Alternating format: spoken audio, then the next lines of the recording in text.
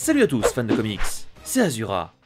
Dans cet épisode, on va continuer notre liste des Batman maléfiques en parlant de 7 nouveaux Batman maléfiques du Dark Multiverse. Est-ce qu'ils sont tirés par les cheveux et complètement débiles? Nous allons voir ça tout de suite. Mais juste avant ça, je voudrais vous proposer, pour une fois, de choisir le prochain épisode du Dark Multiverse. J'ai 2 Batman maléfiques à traiter et j'arrive pas à me décider. En numéro 1, nous avons le Robin King, qui est loin d'être un simple Robin jokerisé. Et de l'autre côté, nous avons le Batman Who Frag, une fusion de Batman et de Lobo. Sacré combo. Donc n'hésitez pas à marquer dans les commentaires quel personnage vous voulez voir, le Robin King ou le Batman Who Frag. Bref, commençons notre liste des nouveaux Batman avec le numéro 1, le Batmazo. C'est pas une blague, hein, il s'appelle vraiment comme ça. Bon, visuellement, il est plutôt classe, mais à part ça, pourquoi il s'appelle comme ça? En vrai, c'est tout simple, c'est la fusion de Batman et d'Armen Icarus, plus connu sous le nom d'Amazo. Si vous ne savez pas qui c'est, pour faire simple, c'est un cobaye d'une expérience de Lex Luthor qui a mal tourné et qui s'est retrouvé avec la capacité de pouvoir dupliquer les pouvoirs ennemis afin de les utiliser. Il peut donc copier Superman pour utiliser sa vision thermique. Un Batman maléfique assez puissant, mais qui possède la même faiblesse qu'Amazo, le froid. Mais après, est-ce qu'il va être vraiment détaillé ou est-ce qu'il va rester un méchant de seconde zone? Ça, personne ne sait. On passe au prochain, qui est très facilement identifiable. Le Black Monday. Un peu plus, et il aurait pu s'appeler le Black Friday. Pour celui-là, c'est assez facile à comprendre avec qui il a été fusionné. Si vous n'avez pas deviné, c'est un Batman fusionné avec Solomon Grundy. Le Black Monday possède les mêmes qualités et défauts que le Solomon Grundy original. Il parle d'une façon incohérente, possède une super force et est extrêmement résistant. Par contre, il a perdu énormément de points de QI comparé au Bruce Wayne classique. A vrai dire, il ne reste pas grand chose de Bruce Wayne là-dedans. C'est plus un Solomon Grundy bis qu'un Batman maléfique. Allez, on passe au prochain, qui est déjà un peu plus original. Le Batman Chiroptor. Un Batman maléfique qui est inspiré du personnage de Shimo, un méchant créé dans les années 1960. Si vous ne connaissez pas ce personnage, pour faire simple, c'est une expérience ratée qui a littéralement pris vie toute seule. On peut supposer que le Batman Chiroptor possède les mêmes capacités que le personnage dont il est inspiré. Ce qui voudrait dire qu'il pourrait, normalement, modifier sa taille à volonté, produire des rayonnements radioactifs, il peut se régénérer presque à l'infini, et possède une super force et une super vitesse. Par contre, ce blob géant possède une faiblesse, le feu. Au contact du feu, notre Batman gélatine va se mettre à fondre tout doucement.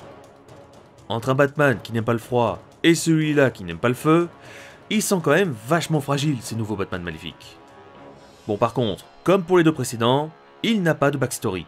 Et je crois qu'ils ne veulent plus en mettre du tout pour leur nouveau Batman maléfique. Même pour le prochain qui aurait été vachement intéressant. Et qui n'est autre que Cull, la fille de Bruce Wayne et de Diana. Je triche un peu avec elle, car c'est pas vraiment un Batman maléfique. Mais bon, elle est classe, et j'espère vraiment que sa backstory va être développée plus tard. Cull fut formée par ses 2 parents à l'art de la guerre et du combat, ce qui fait d'elle un ennemi vraiment redoutable. En tant que semi-amazone, elle possède une force surhumaine, une endurance du même niveau, et en plus beaucoup plus résistante qu'un humain normal. Elle a aussi été entraînée par sa mère au maniement des épées. Un personnage vraiment intéressant, mais je sais pas quoi dire d'autre sur elle. C'est un personnage vide. Bref, passons au prochain Batman maléfique, qui lui est tout aussi classe, le Batman Mindhunter. Un Batman maléfique extrêmement puissant et vraiment très classe, mais qui, comme les autres, n'a pas d'origine story. Le Mindhunter est un Batman maléfique qui a modifié son ADN avec l'ADN de Martian Manhunter. Il obtient alors toutes les capacités de Martian Manhunter.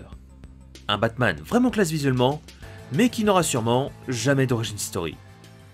Passons à l'avant-dernier, qui est un peu original. Le Batman The Pearl.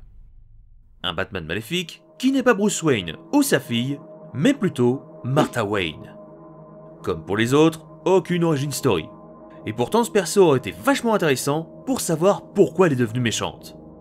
Le Batman The Pearl utilise une combinaison robotique, étant assez âgé, et n'a pas de capacité particulière. On peut donc penser que c'est le Batman maléfique le plus faible qui existe jusqu'à maintenant. Et enfin, le dernier Batman, qui est loin d'être le plus classe, le Batman Warbat.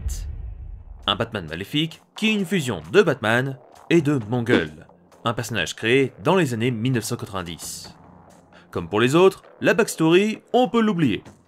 On peut supposer qu'il possède les mêmes pouvoirs que Mongul, ce qui en fait un adversaire assez puissant. Il pourrait donc ne pas vieillir, il aurait une super force et une super vitesse, il serait très résistant et pourrait projeter des rayons d'énergie. Mais, avec le peu d'informations qu'on a sur lui, rien n'est sûr. Au final, je trouve, et je suis loin d'être le seul, que le concept des Batman Metal est cool sur le papier. Mais là, le papier commence à faire 20 km de long. La première team avait tous une histoire détaillée et racontait chacun quelque chose. Mais plus on avance, et plus on voit que les Batman maléfiques, qui sont censés être des peurs de Batman, commencent à être juste des fusions random sans backstory. C'est vraiment dommage, et je pense qu'ils devraient arrêter avec les Batman maléfiques. Bref, si cet épisode vous a plu, vous connaissez la musique, et quant à moi je vous laisse, et je vous dis à la prochaine, soit sur un live, soit pour ma prochaine vidéo.